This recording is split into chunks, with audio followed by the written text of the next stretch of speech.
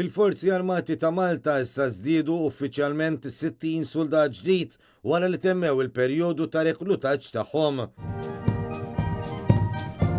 Fil-Beriks tal-Armata f'Ħalluqa saret iċ-ċerimonja magħrufa bħala Passing Out Parade biex dawn is-soldati l-ġodda jieħdu l-ġurament tagħhom ta' lealtà lejn ir-Repubblika ta' Malta kif ukoll lejn il-poplu u l-Kostituzzjoni ta' pajjiżna.